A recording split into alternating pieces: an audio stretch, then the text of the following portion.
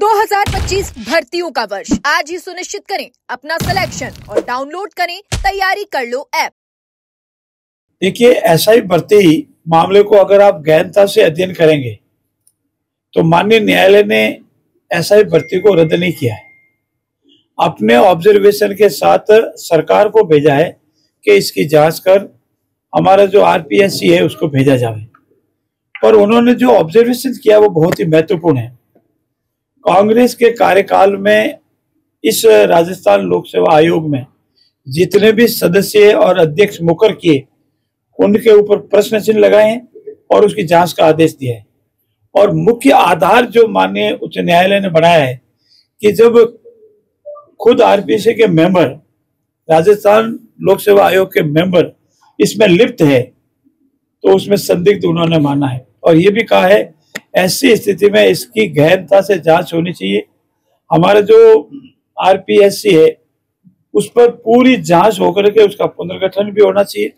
साथ ही साथ उन्होंने ये भी कहा है कि सरकार ने पहले आते ही इसकी जांच शुरू प्रारंभ की, एसआईटी गठित की, पहला मुकदमा दर्ज किया, इतने लोग पकड़े गए, तो सरकार को एक तरह से परोक्ष रूप से भाजपा सरकार की प्रशंसा की है, वर्तमान सरकार की।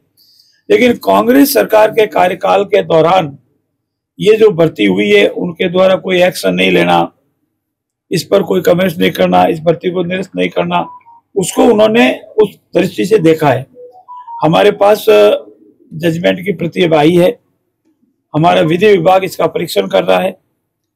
अनेक जो प्रभावित पक्षकार हैं जिनका चयन हुआ था, जिनको चुनौती दी गई, जिनके बारे में माननीय न्यायालय का निर्णय आया है, उनका अपना पक्ष है, वो अपना पक्ष आगे की अदालत में रखेंगे। सरकार का विचार ये है कि इसकी पूरी जांच करके विधि विभाग से पूरी राय लेने अगला कदम उठाएंगे। डबल बेंच में जाने का और जो बड़े नाम आने की बात है। दो भाग है आपके प्रश्न के। जब माननीय मुख्यमंत्री के ओएसडी पकड़े जावे, माननीय मुख्यमंत्री अशोक गहलोत जी के साथ सुरक्षा गार्ड में रहने वाला आदमी पकड़ा जावे, तो आप समझ सकते हैं कि जांच किस तरफ जा रही है। इशारा आपके लिए काफी है। बड़ी बड़ी मछलियां पकड़ने का जो बार बार आ रहा है वो धीरे धीरे उस तरफ भी बढ़ रही है। और जहां तक कोर्ट में डीबी में जाने या अन्य न्यायालय में जाने का प्रश्न है, मेरा निवेदन है कि इसमें पूरा परीक्षण हो रहा है। हमारा विधि विभाग इसका पूरा परीक्षण कर रहा है और परीक्षण करने के उपरांत इसमें कोई जो भी कानून सम्मत स्टेप है वो हम उठाएंगे। माननीय न्यायालय ने यह भी संकेत दिया है, ऑब्जर्व किया है कि जो हमने 1051 की भर्ती निकाली है, इस भर्ती में इनको भी समाहित किया जाए, इस विषय को भी परीक्षण किया जा रहा है। जो दोषी है उनके विरुद्ध और सख्त कार्रवाई करने का जो भी ऑब्जर्व किया है उसके संबंध में भी कार्रवाई कर रहे हैं।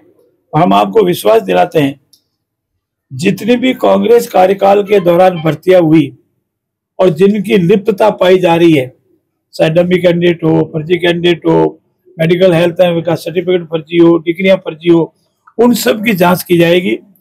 चाहे छोटी मछली हो चाहे बड़ी मछली हो, जो भी गुनाहगार है वो पकड़ा जाएगा, बेगुनाहगार को कोई आंच नहीं आएगी। और इसमें पारदर्शिता से, निष्पक्षता से जांच, कोई देश भावना से जांच नहीं होगी। लेकिन जो बड़ा कितना भी हो जाए, चाहे वो राजनीति में बड़ा हो चाहे और प्रशासनिक सेवा में बड़ा हो, जिसने कोई दोष किया है, जिसने गड़बड़ी की है, जिसने हमारे बेरोजगार युवाओं के मंचों पर पानी फेरा है, उसको ये सरकार नहीं छोड़ेगी।